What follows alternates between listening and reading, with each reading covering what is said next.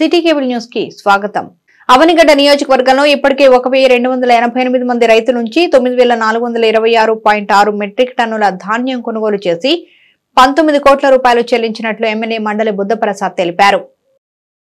అవనిగడ్డ నియోజకవర్గంలో ఇప్పటికే 1288 మంది రైతుల నుంచి 9426.6 మెట్రిక్ టన్నుల ధాన్యం కొనుగోలు చేసి 19 కోట్ల రూపాయలు చెల్లించినట్లు ఎమ్మెల్యే మండలి బుద్ధప్రసాద్ తెలిపారు. ఘంటసాల, చెల్లపల్లి, మోపిదేవి మండలాల్లో ఎమ్మెల్యే బుద్ధప్రసాద్ విస్తృతంగా పర్యటించారు. ఈ సందర్భంగా అధికారులు, రైతులు, మిల్లర్లతో ఆయన సమీక్ష జరిపారు. కూటమి ప్రభుత్వం అధికారంలోకి వచ్చిన వెంటనే గత ప్రభుత్వం ధాన్యం బకాయిలు 1674 కోట్లు తీర్చిందని ఆయన తెలిపారు. వైసీపీ ప్రభుత్వంలో నెలల తరబడి ధాన్యం సొమ్ము రైతులకు అందేది కాదన్నారు. కూటమి ప్రభుత్వం 2 రోజుల్లో ధాన్యం సొమ్ము రైతులకు ఇస్తోందని ఆయన చెప్పారు. నియోజకవర్గంలో ఇప్పటికే 1288 మంది రైతుల నుంచి 9426.6 మెట్రిక్ టన్నుల ధాన్యం కొనుగోలు చేసి 19 కోట్లు చెల్లించామన్నారు. తుఫాన్ అనంతర పరిస్థితి మంత్రి నాదెళ్ల మనోహర్ దృష్టికి తీసుకువెళ్లామని, త్వరలో నాదెళ్ల మనోహర్ నియోజకవర్గానికి వస్తారని బుద్ధప్రసాద్ తెలిపారు. తుఫాన్ వర్షాలకు ధాన్యం తడిచినా రైతులకు న్యాయం చేస్తామని, మిల్లర్లతో మాట్లాడి రైతులకు న్యాయం చేస్తామని ప్రసాద్ వివరించారు. వేగవంతంగా చేయటం జరిగింది. ఎందుకంటే గత ప్రభుత్వంలో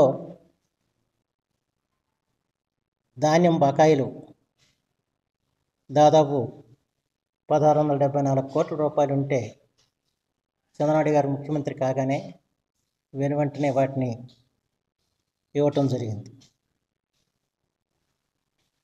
ఆ తర్వాత ఇద్దరికి నెలల తరబడి ధాన్యం అమ్మిన తర్వాత డబ్బులు పడిన పరిస్థితి అందరికీ తెలిసిన విషయం. ఇప్పుడు 2 రోజుల్లోనే రైతుకి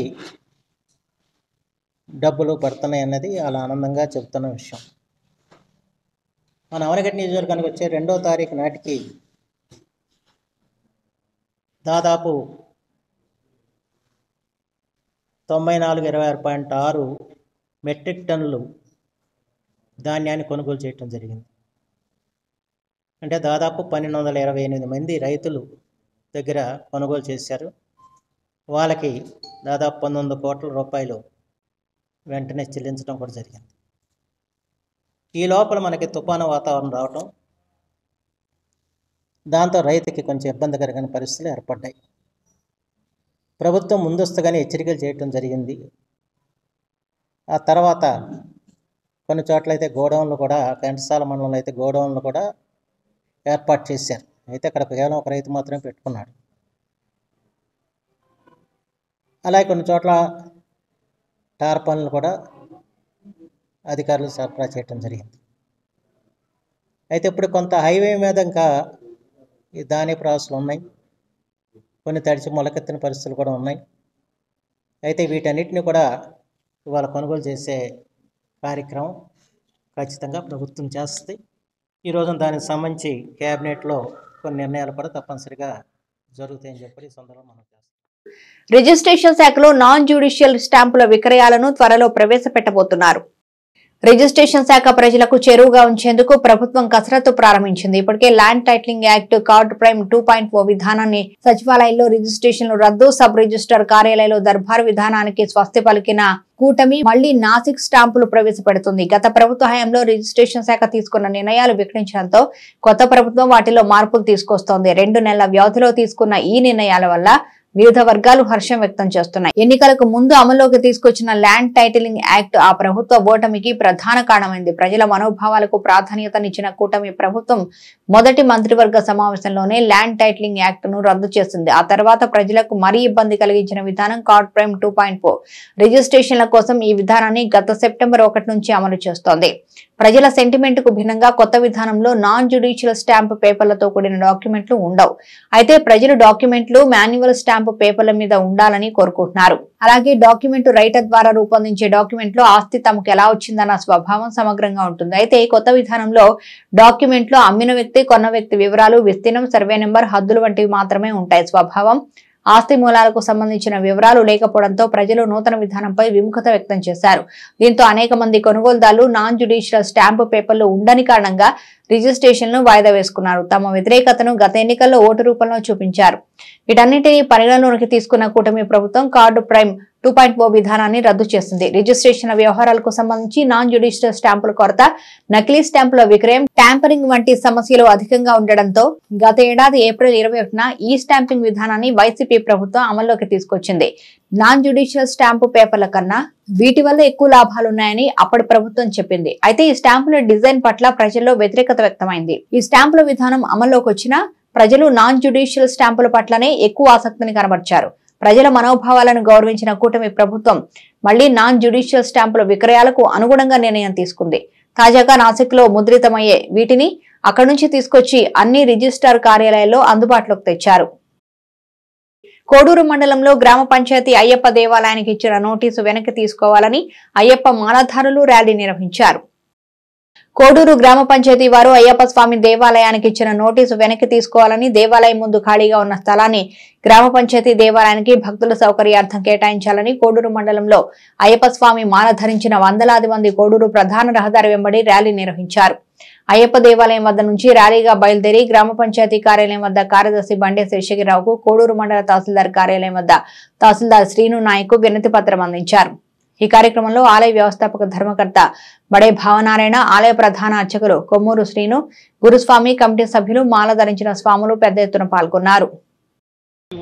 సందర్భంగా ఈ సంవత్సరం కమిటీ వారు అందరు దాతలతో చక్కగా మట్టి తోలించి చుట్టూ కూడా గోడ కట్టించి మట్టి పొల్లిపోకుండా బయటికి ఏర్పాటు చేశారు.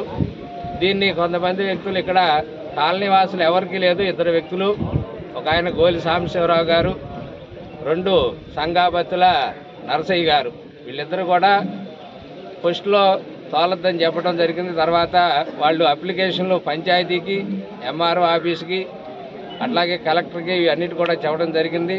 వాళ్ళు వచ్చి సర్వే చేసి ఇది దేవాలయం వాళ్ళు ఉపయోగించుకుంటున్నారని వాళ్ళు రాసి ఇవ్వడం జరిగింది. తర్వాత నారా లోకేష్ గారికి, స్పందన గారికి దానిలో వెళ్ళి ఇవ్వడం జరిగింది. అంటే ఇక్కడ వేస్ట్గా ఉన్నది ఆ నెంబర్ కలిసి పూర్వకాలంలో మా కాలనీ వాసులకి మరుగుదొడ్ల స్థలం అది, ఆ స్థలం మాకు ఇస్తే ఇప్పుడు మేము కొద్దిసేపు అంగన్వాడీ స్కూల్ కట్టుకుంటామని, ఓసారేమో వ్యూవర్స్ కమ్యూనిటీ హాల్ కడతామని నారా లోకేష్ గారికి చెప్పడం జరిగింది. చెప్పినప్పుడు ఆయన కలెక్టర్గా ఆదేశించడం, అట్లాగే మన ఎంఆర్ఓకి వాళ్ళందరూ ఆదేశించడం వల్ల వాళ్ళు వచ్చి చూడటం జరిగింది. నిన్న మళ్ళా నారా లోకేష్ గారికి భావనారాయణ స్వామి గారు వెళ్ళటం జరిగింది. వెళ్ళి వారితో మాట్లాడటం, ఇది వరకు వచ్చింది కదండి ఏదంటే, కాదండి దీన్ని మీకు రాంగ్ ఇదిలో ఇచ్చారు, అది చూపించి మన దేవాలయం ఫోటో చూపించి ఈ ముందు భాగంలో ఉన్నదండి ఇది, అది అప్పుడు తీర్మానం చేయించాం. దానిలో కాకపోతే అది అయ్యప్ప స్వామి దేవస్థాన నిమిత్తం అని ఆ తీర్మానంలో రాయలేదు, ప్రజా సౌకర్యార్థం అని. ఆ కాజుతో వాళ్ళు దాన్ని చేసుకుని దీన్ని ఇబ్బంది పెడుతున్నారు. దేవాలయం అండి, దేవాలయం ముందు స్థలం ఇది, అందరు ప్రజలందరూ లోపలికి రావాలంటే అది ఉండాల్సిందే అని చెప్పడం జరిగింది. చెప్పిన తర్వాత వాళ్ళు స్పందించి అమ్మటే కలెక్టర్గా ఆదేశం చేసి అక్కడ వాతావరణం ఏంటో చూసి దాన్ని సాల్వ్ చేయమని వారికి చెప్పడం జరిగింది. ఈలోపు మనం ఎంత తిరిగినా పంచాయతీ తీర్మానం ఉండాలి కాబట్టి, మనకి పంచాయతీలకు సుప్రీం పంచాయతీ సెక్రటరీ కాబట్టి ఆ ప్లేస్ ఉండబట్టి ఇక్కడ గుడి కట్టడం జరిగింది. ఆ ప్లేస్ మనకి ఇస్తారనేది ముందే ఉండబట్టి పోయిన ప్రెసిడెంట్ గారు వెంకట సుబ్బారావు గారు వాళ్ళందరూ, మండల ప్రెసిడెంట్ గారు కానీ, వెంకటేశ్వరరావు గారు కానీ, అర్జునరావు గారు కానీ, వీళ్ళందరూ ఆ స్థలం మనకి అప్పుడు ఆ రోజుల్లో పంచాయతీలో పెట్టి మనకి కుటుంబం కానీ మనం ఈ గుడి కట్టడం ఇదంతా ముందు కట్టడం జరిగింది. ఆ కట్టిన దానివల్ల ఎవరికి కాలనీ వాసులకు ఎలాంటి ఇబ్బంది లేదు. మనం వస్తాకి వెళ్తాకి అన్నిటికీ మనకు మార్గం అది లేకపోతే మనం గుడిలోకి రాలేదు. కాబట్టి కాలనీ వాసులకు ఏ సమస్య ఇక్కడ ఏదన్నా శుభకార్యాలు ఏది చేసుకున్నా కూడా ఇక్కడికి వచ్చి చేసుకోవచ్చు అని చెప్పి కమిటీ వారు చెప్పారంట. దాని మీద కాలనీ వాసులు అందరూ కూడా స్పందించి ఎవరికాళ్ళు ఊరుకున్నారు. మరి ఇద్దరు స్వాములు కూడాను వీళ్ళకి కూడా అయ్యప్ప స్వామి మంచి ఇది తీసుకొచ్చి మంచి మార్చి మనకి ఇచ్చేదట్టు కూడా వాళ్ళిద్దరు కూడా మనం కోరుకుంటున్నాం భగవంతుడి. పెడనలో పైడమ్మ జాతర మహోత్సవాలకు వచ్చే భక్తులకు ఎలాంటి అసౌకర్యం కలగకుండా అన్ని చర్యలు చేపడుతున్నామని ఆలయ ఈవో తిక్కిశెట్టి వీర వెంకట మోహన్ రావు తెలిపారు. పెడనలో పైడమ్మ జాతర మహోత్సవాలకు వచ్చే భక్తులకు ఎలాంటి అసౌకర్యం కలగకుండా అన్ని చర్యలు చేపడుతున్నామని ఆలయ ఈవో తిక్కిశెట్టి వీర వెంకట మోహన్ రావు తెలిపారు. పైడమ్మ జాతర మహోత్సవాలను జయప్రదం చేయాలని ఆయన పిలుపునిచ్చారు. ఈ నెల 14 నుంచి 24 వరకు జరిగే పైడమ్మ జాతరను పురస్కరించుకుని బహిరంగ వేలం ద్వారా ఆలయానికి 16,92,000 ఆదాయం లభించిందని తెలిపారు. ఆలయం చుట్టూ ఖాళీ ప్రదేశంలో షాపులకు 15,20,000 సీడీ బండ్లకు 70,000 లడ్డూ ప్రసాదం విక్రయాలకు 54,000 కొబ్బరి చిప్పలు పోగు చేసిన హక్కుకు 22,000 చీరలు జాకెట్లు విక్రయానికి 26,000 ఆదాయం వచ్చిందని ఆయన వివరించారు. గత సంవత్సరంతో పోలిస్తే ఈ ఏడాది ఆలయానికి అదనంగా 1,84,500 రూపాయల ఆదాయం లభించిందని ఆయన తెలిపారు. జనవరిలో సంక్రాంతి తర్వాత ప్రభుత్వం జన్మభూమి నిర్వహించనుందని, అందుకు సిద్ధంగా ఉండాలని సీసీఎల్ఏ ప్రధాన కమిషనర్ జయలక్ష్మి కలెక్టర్లకు సూచించారు. ప్రజా సమస్యల పరిష్కార వేదిక మీకోసంలో వచ్చే అర్జీలకు సంబంధించిన సమస్యలు కరెక్ట్ గా క్లాసిఫికేషన్ జరగాలని, సరైన ఎండార్స్మెంట్ తో పరిష్కరించాలని, తద్వారా రీఓపెన్ కాకుండా చూడాలని జిల్లా కలెక్టర్ డీకే బాలాజీ అధికారులకు సూచించారు. భూ పరిపాలన ప్రధాన కమిషనర్ జయలక్ష్మి అమరావతి సచివాలయం నుంచి జిల్లా కలెక్టర్లతో వీడియో కాన్ఫరెన్స్ నిర్వహించి ప్రజా సమస్యల పరిష్కార వేదిక మీకోసంలో వచ్చిన అర్జీల పరిష్కారం, నీటి తీరువ వసూళ్లు, భూముల రీసర్వేపై ప్రజల నుంచి అందిన అర్జీల పరిష్కారం, ఫ్రీ హోల్డ్ భూముల వెరిఫికేషన్ తదితర అంశాలపై సమీక్షించారు. కృష్ణా జిల్లా నుంచి కలెక్టర్ ఈ వీడియో కాన్ఫరెన్స్ లో పాల్గొన్నారు. రాష్ట్రంలో ప్రజల నుంచి అందే గ్రీవెన్స్ లో ఎక్కువ శాతం రెవెన్యూకు సంబంధించినవి కావడం చేత రెవెన్యూ పిటిషన్స్ స్వీకరించేందుకు ప్రత్యేక ఏర్పాట్లు చేయాలని, వస్తున్న రెవెన్యూ పిటిషన్స్ తగ్గించాలని సీసీఎల్ఏ కలెక్టర్లకు సూచించగా కలెక్టరేట్ లో మీకోసం హాలు పక్కనే సేవల కేంద్రం ఏర్పాటు చేసినట్లు కలెక్టర్ తెలిపారు. ఈ నెలలో రెవెన్యూ సదస్సులు నిర్వహించటకు సన్నద్ధం కావాలని, జనవరిలో సంక్రాంతి తర్వాత ప్రభుత్వం జన్మభూమి నిర్వహించనుందని, అందుకు సిద్ధంగా ఉండాలన్నారు. ఈ సమావేశంలో DRO K Chandrasekhara Rao, KRRC special deputy collector Sridevi, grievance cell superintendent Baig Narayana తదితరులు పాల్గొన్నారు. సిటీ కేబుల్ న్యూస్ సమాప్తం.